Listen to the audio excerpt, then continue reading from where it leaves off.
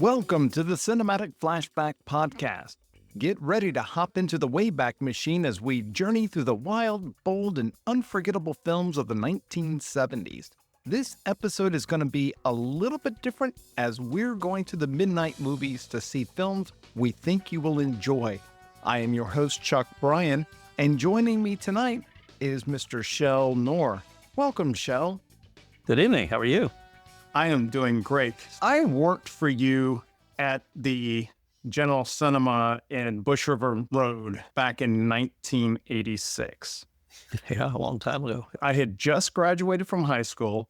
My dad was getting tired of me not finding a job, so he found me a job at one of the worst gas stations that had a grill in town. And I think I was there all of a month before the mom of the girl that I was dating said, "Hey, they're hiring up at Bush River Cinemas. You should go check that out." So I went there, submitted my application. Edie Cantrell was one of the assistant managers at the time. I came in with the batch with, I can't remember her name. Her first name was Missy. I can't remember her last name, but she later... Missy Long, yeah. She later went on to be a manager at the Dutch Square Theaters when it became AMC. Well, I got a job, basically the same as you. I had a horrible job at a pretzel place in the Ashley Mall in high school. And I said, I can't keep doing this. I couldn't stand it. And then my friend said, they're hiring at the theater here. So I went in and interviewed at the theater, Ashley Plaza, twin at the time. Then it was split to a triple. And remarkably got a job because the manager was only hiring good-looking girls for the most part. But for the ushers, he won a guy, so he got a job there. Now, was this in Charleston, This was in Charleston, South Carolina. Yep. Started there as an usher. Those were the old days. We used the pillbox hats and the tuxedo things. And that's when you were assigned as an usher to an auditorium. They had one usher per auditorium. So when you played something like Gone with the Wind for 3 months, you could memorize the lines because you were in that auditorium the whole time. So it was fun, but I did through high school, and then I did a couple of years at the College of Charleston, working on a political science degree, and decided I actually like working in the movies more than maybe going to work for the State Department. So just stayed with it and basically stayed in the industry for just shy of 47 years. You had some leeway in programming the midnight movies. Well, what were you looking for in a midnight movie? Well, in the midnight movie at that time, obviously we were looking, it was a program managers could run. There was actually a commission on them. And it was a sliding scale where if the movie made a certain amount of money, you get like a 5% commission or a 3% or a 10%. So obviously something that was going to do a lot of business was lucrative for me. As time went on and I got more successful and had one of the more successful programs at one year, actually the most successful midnight show program General Cinema had. They gave me a lot of leeway, and sometimes I'd throw movies in just for the hell of it, stuff I wanted to see or stuff I wanted the poster for, or I just said, let's just throw this in and see if it doesn't do business. And occasionally you got a surprise that did some business, and occasionally you had a show that played to two people. But the longer it went, the more they counted on me to know what I was playing, for me to know my audience. And, we did a lot of promotions on them too, to boost them. We tied in with the radio station and the Columbia one. We were tied in with a radio station that sponsored it. So we did a lot of wacky promotions, which kept it interesting too. So a lot of times we'd bring a movie in just to have an angle on a promotion we wanted to try. I remember in high school hearing midnight movies and everyone was going. And my mom had a very strict, nothing good happens after 11 p.m. To be honest, I think my first midnight movies was when I was working for you and working on those Friday, Saturday nights. Probably some of my best memories of that was, usually afterwards, the group would go out to like the Waffle House or something like that afterwards and have dinner or have breakfast in the morning. Sometimes I think we would have like a Richland police officer, sheriff's deputy would work that. And they would oftentimes go out with us as well. And so we had a lot of fun during that time. Everyone who worked the midnights enjoyed it. So we had a lot of fun.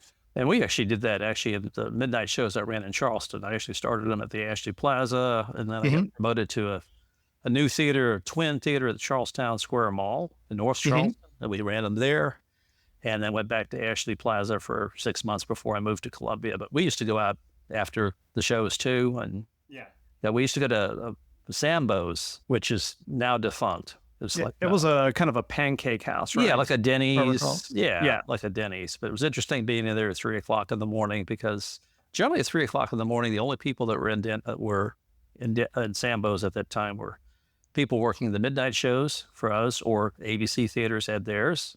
Okay. Cops and off-duty hookers. So it was an interesting clientele in the Sambo's at 3 o'clock in the morning after the midnight shows. At the Waffle House, for us, it was always around the time that bars were starting to close. We saw a lot of interesting things after 2. So I know my mom said that nothing good happens after 11. It's really nothing good happens after 2 or 2:30. It gets a little sketchy. Yeah. Kjel and I are going to be diving into our favorite midnight movies, but here's the twist. We haven't shared our list with each other. Instead, we prepared a few clues for each of us to see if we can guess the other's choice. And after the final clue, we'll take a shot at naming the film. Will we guess right, or will there be some surprises? 5. This film's director tried to convince people that this story could be told in animation. Stanley Kubrick deemed it unfilmable.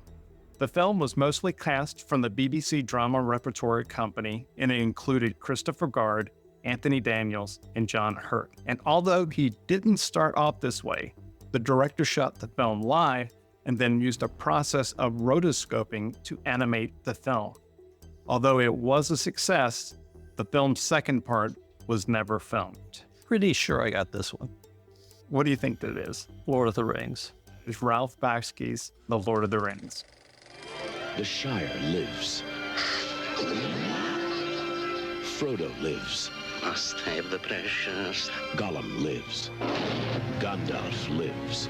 The ring back. Mordor lives.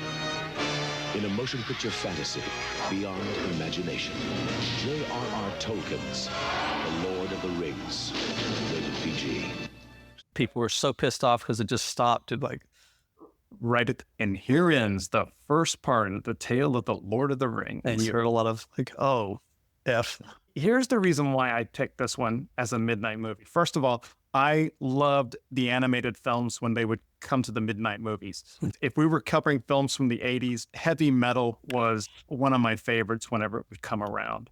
I did not see any of the earlier Bakshi films at the time. The one that I wanted to see, because when I was in high school, I was a very big fan of Lord of the Rings. And I remember when this was playing at the Bush River Mall cinemas, and because of my mom's rule, nothing good happens after 11, there was no way that I was going to go see that at the midnight film. But shortly after, it went and it played. It did a double feature at the St. Andrews Multi-Cinema and Games with Bakshi's Wizard. I don't know what I was thinking that movie was going to be, but it was trippy. And later I learned most of Bakshi's films are pretty trippy. Yeah, Bakshi was the midnight show king. I'm going to hand it over to you. Okay, let's do this. This one, Jack Nicholson was in it in a very small role. It was produced by Robert Stigwood. It was released by Columbia Pictures, and it was based on a 1969 album. Is that it? That's it. Okay. I'm going to get this one wrong, but I'm going to swing for the fences. And I'm probably in the wrong decade. Was it Easy Rider? No. Oh. Okay. What did you have? I'll give you another clue. Okay. Anne Margaret cut her hand filming this. Cut her hand live while they were filming it. It's actually in the movie. Think baked beans. Gee, how about some more beans, Mr. Taggart? I'd say you've had enough. Blazing Saddles. No? Tommy. Yes. Columbia Pictures and Robert Stigwood present Anne Margaret, the mother. Jack Nicholson, the doctor. Elton John, the pinball wizard. Eric Clapton, the preacher. Tina Turner, the acid queen. The music, The Who. Tommy, the movie. Your senses will never be the same. Tommy.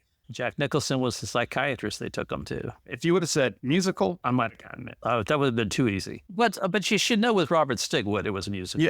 Yeah. I should have got that one. I think your clues are going to be way harder than my clues, but I love it. I don't mind. Okay, we're going to go to number 4. 4. My clue is this. This film's director waited several years before making this sequel. so that he wouldn't get typecast as a horror director. The movie featured a progressive rock score composed by Goblin, while other stock cues were used. Although given an X rating, the film was released unrated to improve its commercial success. It was noted for its satirical portrayal of consumerism. Goodness. The tables have turned. Probably the most blatant movie about consumerism is They Live, but I don't know whether that was a 70s movie. That was 80s. That was 80s, yeah. If the living don't get you, the shambling hordes will. Dawn of the Dead? Dawn of the Dead. In 1968, George Romero brought us Night of the Living Dead. It became the classic horror film of its time. Now, George Romero brings us the most intensely shocking motion picture experience for all times. Dawn of the Dead. Dawn of the Dead contains scenes of violence that may be considered shocking. No one under 17 will be... Oh, I should know that, because I had, for the longest time, I had stock in George Romero's company. Was it good? No, I got out after about 5 years even, so I call that a good day. There you go. That's actually Nate, a neat bit of trivia there. I chose this one mainly because I like how this film starts off. It's very fast and it's furious.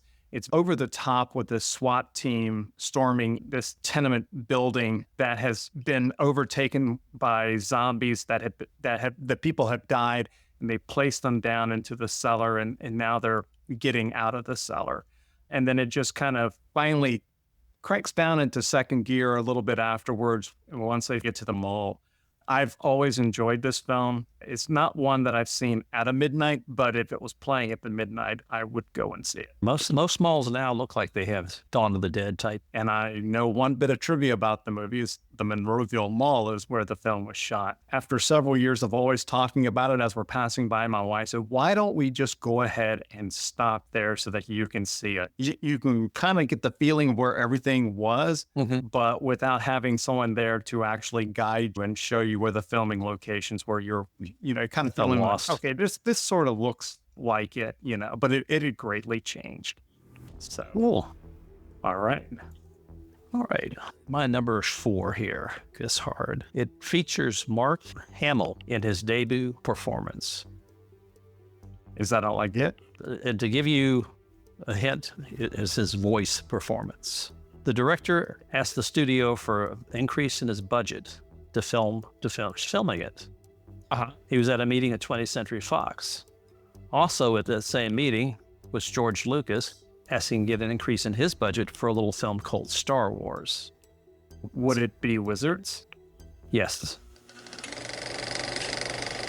Out of the imagination of Ralph Bakshi, master of animation, comes the story of a mystical land in the far distant future. A land inhabited by enchanted creatures. A land ruled by wizards. Attention! Leaders of tomorrow's master race! The evil Black Wolf, wizard of darkness, who summons up the creatures of hell and launches an army of mutants, monsters, and unspeakable horror upon the gentle people of Montaga. Only one force stands in the path of Black Wolf's evil horde, the Wizard of Good, the Messiah of Peace, the mighty Avatar. You gotta be kidding. I'm too old for this sort of thing. Ralph Bakshi's epic animated adventure, Wizards, rated PG. The director was obviously Bakshi, Whoa. and Fox turned both of them down. Was that one that you showed? Oh, we showed them. I'm still shown that 50 times, or a decade and a half of running midnight shows. 3. We're going to go on to the next one. All right, here's the clue. This movie was filmed at an old country estate named Oakley Court, which was best known for its early use by Hammer Films. In fact, a number of the props and set pieces were reused from Hammer Films. The costume designer claimed that her creations for the film directly impacted the development of punk rock fashion trends, such as torn fishnet stockings and colorfully dyed hair. Although it failed miserably on its initial reception, it became a hit at midnight movies, where audiences started participating with the film at the Waverly Theater in New York City in 1976. Was this possibly a film that was added to the National Film Registry by the Library of Congress in 2005? It may have been. Rocky Horror Picture Show. You've seen all kinds of movies, but you've never seen anything like the Rocky Horror Picture Show. They're probably foreigners with ways different than our own. I'm just a sweet transvestite. See the Rocky Horror Picture Show. A different set of Jaws. Rated R. It could only be. The best part of the Rocky Horror Picture Show was that was the one that we didn't have to bus up afterwards. Yes. Because you would have your cleaning crew come in the next morning, and those guys would pull out their leaf blowers and blow all of the rice and toast and newspapers and everything else all the way to the bottom of the theater. And then they would, sweep it all up. Yeah, I imagine theaters that I ran that played Rocky Horror probably had 50 tons of rice taken out of them over the years. I honestly thought it was a horror movie. I really did. I really did. It was only from my friends in high school who had gone to see it. They described the audience participation aspect of it and how everyone would talk back to the screen. They would make up the next line. And I thought it sounded a lot like fun. I did see it once when I was working at Bush River. I found it very difficult to get through. And that was actually the most profitable show. I think in Bush River, when I left Bush River, they have a report then the grosses, and Rocky Horror was number 2 gross for that particular theater. It was only beaten by Grease, which played for a year. Grease played 52 weeks, and Rocky Horror just playing midnights only caught up with it. And one little trivia on Rocky Horror. I don't know you were there when we started playing it. Okay, but we actually had to, there were some people that asked for it, a few college kids, and we invited them to come in. Mm-hmm. I think 4 of them, for free, obviously. And then we had a couple of employees that they went over the shtick, the participation. Okay. So we basically had to seed the audience the first 4 or 5 weeks. I see you shiver with anticipation. Until it kind of caught on, and then people said, we can really light up the lighters, and it's okay, and kind of created a monster. But we had kind of, help it along a little bit to get it going. Ooh, so I'd never really thought about how did it all start? Well, the employees learned it from the 4 kids we got from college there, and I think they had picked it up from the Waverly. Maybe they had seen it at other places playing at midnight, because we didn't start playing at midnight since always some other theaters. So it was pretty well established. So they kind of knew the drill from other venues that they had participated in. But it was a little cutting edge for Columbia at the time. I think it's your turn. It's my turn. Okay, let's see here. This film featured cameos from many stars, including Donald Sutherland and George Lazenby. It was made for a budget of only $650,000. Okay. David Letterman auditioned for the role of the newscaster, but didn't get it. Okay. It basically launched the career of the Zucker brothers of airplane fame, although they were writers on this film. My Zucker brothers that I'm thinking of is Airplane, it's Top Secret, and it's Police Squad. And those are the ones that I know of. Yeah, those are the ones they wrote and directed. They just wrote for this one. And I think all of those were maybe early 80s time frame. Mm-hmm. Director also did probably the best werewolf movie ever. This wouldn't be Animal House, would it? No. I was thinking John Landis. Yeah, John Landis is correct. He was the director. It was pre-Animal House. I am drawing a blank on this one. Kentucky Fried Movie. Award-winning motion picture producer, Samuel L. Bronkowitz. I have spent a lifetime in the motion picture industry. Now, after 50 years in Hollywood, I have finally produced what I feel is the finest motion picture ever made. I have called it the Kentucky Fried Movie. The Kentucky Fried Movie heralds the return to traditional values. Hey! I'm not wearing any pants. Film at 11. It is a film of heartfelt passion, A great love story. Oh, take me to the drive-in, prove it up. I invite every man, woman, and child to share with me the joy and warmth of the Kentucky Fried Movie. It will knock your socks off. Oh my gosh. What year did that come out? That was 77. 1977. I think the first time I saw that, after I had worked at the movie theaters, I went and worked for a video store for a little while. I remember Kentucky Fried Movie showed up on one of the trailer reels that they would always show inside the video store. It was a hilarious film. I'm sure something like that did really good at the midnight theaters. Yeah, it was a good midnight show. Some of the criteria for a good midnight show are things that can be enjoyed in various states of inebriation. Well, hey, man. Hey, I got something that'll mellow you out, man. You're just freaking out here. Any number of chemicals. Was there any consideration to the runtime of a movie when you were picking it up?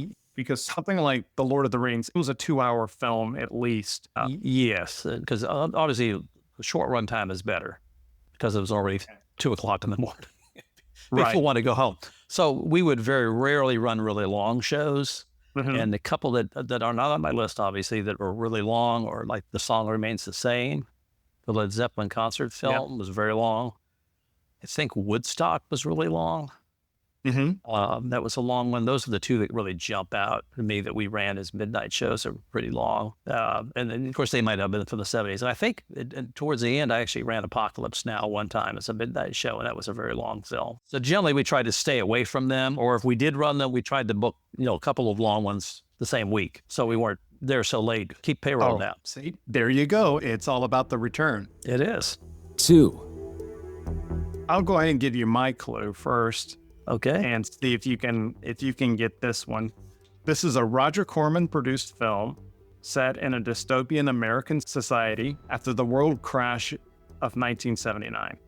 The U.S. is restructured into a totalitarian regime under martial law. So due to the film's low budget, many of the scenes were shot on public highways. The two leading stars did most of their own stunts using built cars that were not street legal and could very well have been impounded by the police. Roger Ebert originally gave this film 0 stars in his review, deriding its violence and lamenting its appeal. Later, however, he named this film as a part of a great tradition of summer drive-in movies, but refused to change his star ratings. Gosh. Only thing that comes to mind is Death Race. It's Death Race 2000. The year 2000. America is a vast speedway. People line the streets to witness the greatest drivers on earth in a race from sea to shining sea. This is a death race. You finish first, or not at all. Death Race 2000. Every car a deadly weapon. Every spectator a potential point.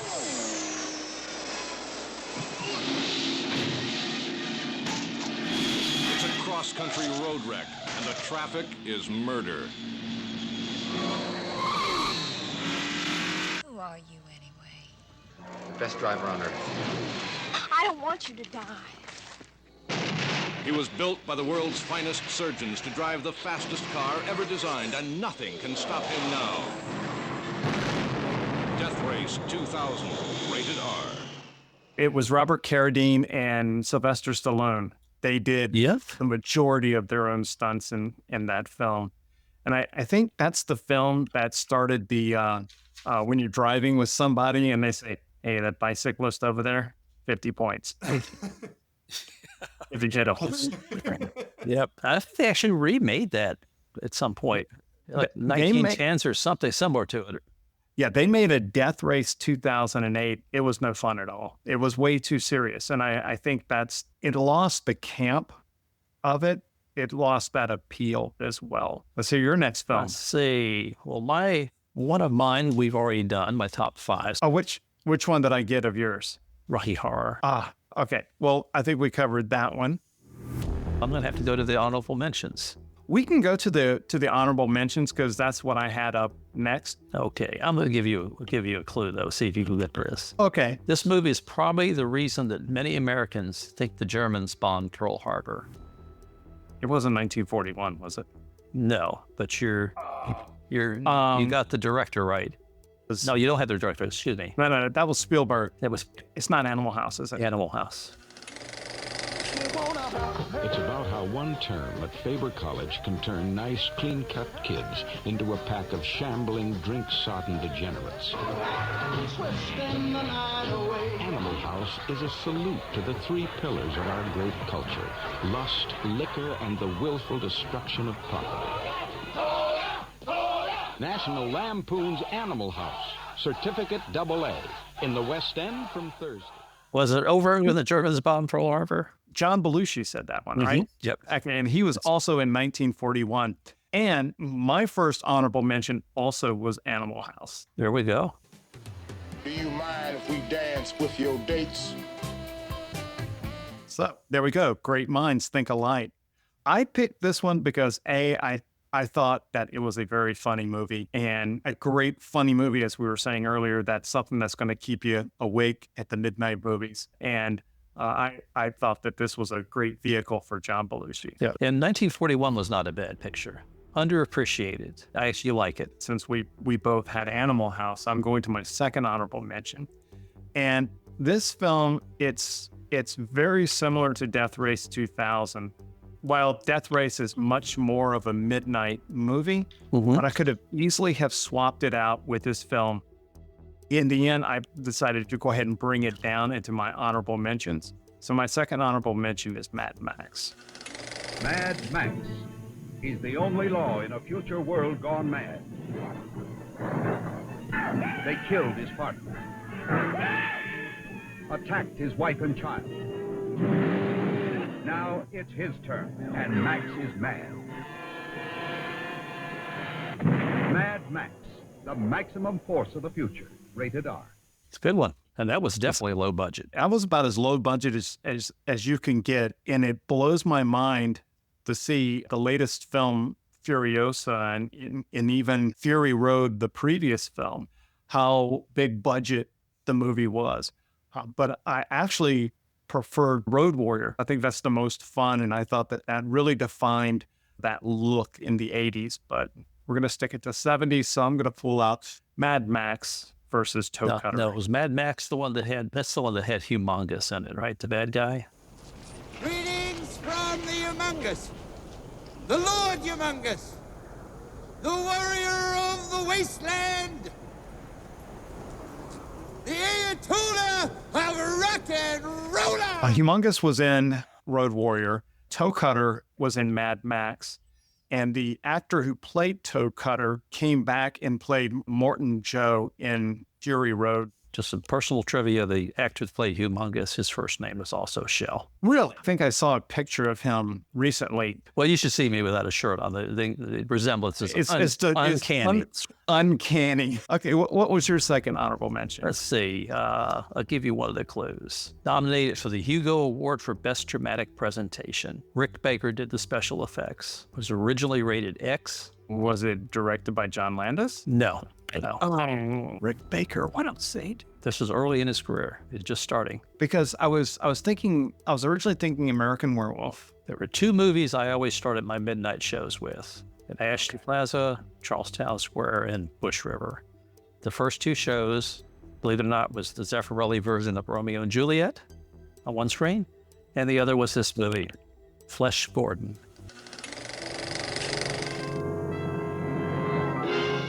Gentlemen, we are in big trouble. You've heard about it. You've read about it. Now, finally, you can see it. It will be a dangerous trip, and I don't know what we're likely to encounter out there.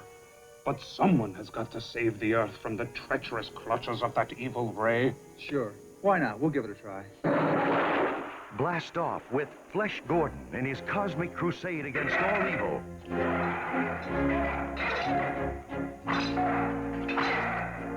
Witness the unbelievable, death-defying feats of that most remarkable superhero of them all, Flesh Gordon. Journey with Flesh Gordon through the dangerous outer reaches of intergalactic space as he joins forces with the mysterious Professor and the lovely Dale Arder to save the Earth from the incredible sex ray. It's so strange in here. Flesh, it almost looks alive.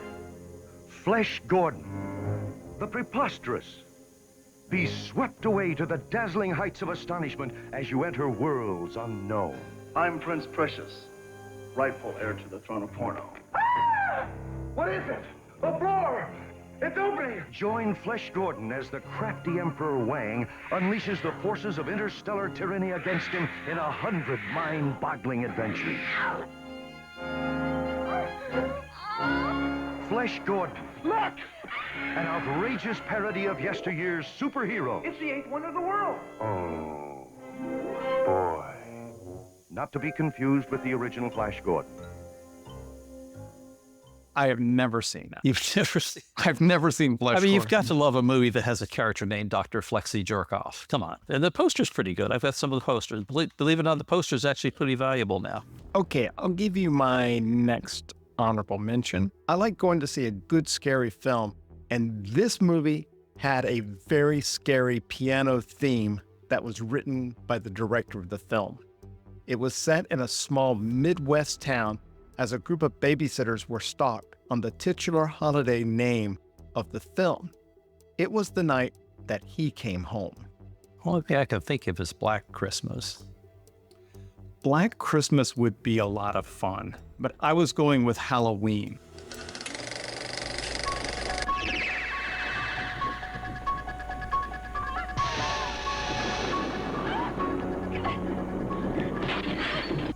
I think he'll come back.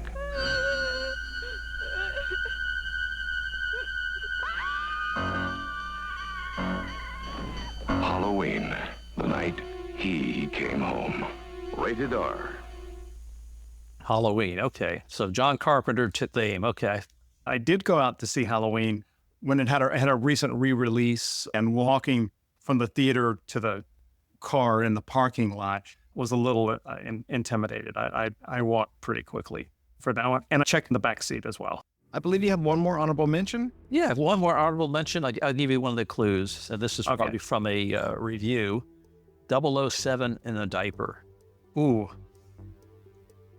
007 being James Bond in a diaper. Or the actor. The role, the starring role originally was cast with Burt Reynolds. This is Sean Connery. Yeah. I'm gonna get the name of it wrong, but is it Zardon?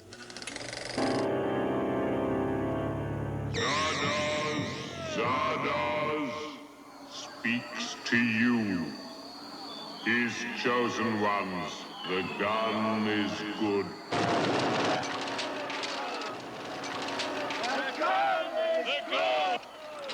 Go forth and kill. Zardoz, yes. Yes. I have never, that's another one I haven't seen. Yeah, it's a John Borman film. And originally Burt Reynolds was going to play the lead, but he had some health issues and had to. But it was a John Borman film he did. The next film he did after that was Excalibur. Going back to Lord of the Rings, John Borman was writing a script before Bakshi became involved in it. Zardoz was a good one. He used to bring a lot of the stoners would come in for Zardoz. Okay, I have seen Sean Connery in the outfit. Well, is it worth watching? Or is it fun? It's a little ham-fisted in its message and a little too definitely 70s trippy. Okay. I mean, you see a lot of things that were popular in the 70s styles in there that have not aged well, but it's definitely a fun ride. Okay, so I actually now want to see that film. I want to see that one just because I've seen the pictures of it and I have never seen the film, and I'm always looking at it and I say, surely that cannot be James Bond. Yes, and he picked that to break out of the Bond roles. Well, mission accomplished. Yeah, sir. he did break out, absolutely. 1. Now we're back to our number one, and I will give you my number one clue. Okay. This film was set in the Middle Ages. The co-directors had never directed a film before, and they described it as a learning experience in which they could learn to make a film by making an entire full-length film. Investors in this movie included Led Zeppelin, Pink Floyd, and Jethro Tull's Ian Anderson, mainly because no studio would fund the film and the rock star saw it as a tax write-off. However, there was not enough budget for horses. So instead, these were mined. Every time I played that, the local Kroger noticed an upswing in sales of coconuts. Nice. That is Monty Python and the Holy Grail. Once in a lifetime, there comes a motion picture which changes the whole history of motion pictures. A picture so stunning in its effect, so vast in its impact, that it profoundly affects the lives of all who see it. One such film is... Very good, thank you. Yes, thank you. Next, please.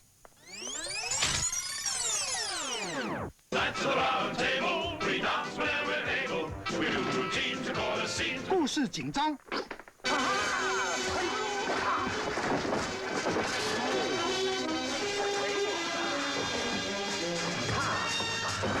One day, lad, all this will be yours. What, the curtains? Run away! Trivia. This was the first midnight movie that I went to see. I could not get past the opening credits without laughing embarrassingly loud. It takes a dip there somewhere in the middle, but then it starts to pick up, and then it just sort of kind of ends. I probably played that 100 times and probably know 100 lines that I still say to this day occasionally. My wife does not like Monty Python humor, and I'm not sure if she doesn't like Monty Python humor or she doesn't like British humor or something. One night I wake up and I hear her laughing. I look on the television and she's watching Monty Python and the Holy Grail, and it's gotten to the scene of the holy hand grenade and the rabbit coming out and attacking them all. She was just laughing at the film, and I'm like, yes, got her to watch one of these. The Holy Hand Grenade of Antioch. Okay, what is your final movie? That's my final one as well. Really? Yep. Yes, that is great. I was going to throw in something about Beware the Shrubbery's Guardians, because you won't expect their particular demands. Well, you could always quote a line from it too. It's like, we shouldn't be worried about who killed who. It's supposed to be a happy occasion. I will have no singing. No singing. No singing. No singing. So before we close out, I did want to mention a Facebook group called Cinema of the 70s. And I highly recommend looking this up and joining it. They're always posting really great ideas for movies that I think we will be covering in the future. I posted a question asking what others' favorite midnight movies were of the 70s. And just a shout out to Joe Romanato and John Hayden for their suggestions, including Eraserhead. Mm-hmm. That was David Lynch, right? Good. Yeah, David Lynch. Great movie. Yeah. Liquid Sky. I haven't seen that one. Another good one. I don't think I've even heard of it. Oh, yeah. They recommended one of yours, Tommy. A film called Performance, Easy Rider, El Topo, which is actually very interesting because if you look up midnight movies, El Topo is always mentioned. Yeah, I played that a couple of times. And then finally, of course, they recommended the Rocky Horror Picture Show, which we both agreed on. I think we have a great list of midnight movies. If anybody wants to go and pull out one of these and enjoy it again, and if you're in your own house and you're watching Rocky Horror Picture Show, the cleaning crew will not be there to blow out the rice toast, and that's all going to be on you. I may have mentioned this to you before, but a friend of mine from high school was posting on Facebook about how much they really enjoyed the midnight movies at the Bush River Cinemas. And I told him that I would pass that on to you. I mean, you just gave a lot of folks in Columbia a great 2 hours of goofy, exciting, late night fun. Well, it's very nice of you, very kind of you to say that. It was a good time of my life. Thank you, Kjel, for coming on and talking about midnight movies. I also want to thank our listeners for joining us. If you want to contact us, you can email us at podcast@cinematicflashback.com or leave a comment on our Facebook page, the Cinematic Flashback Podcast. Also, we're trying to build this show, and we would deeply appreciate a review on the platform you're listening to. And if you enjoyed the show, please give us a 5-star review so we can reach more listeners. So join us next time as we take the Wayback Machine to the 70s to explore another film from that decade.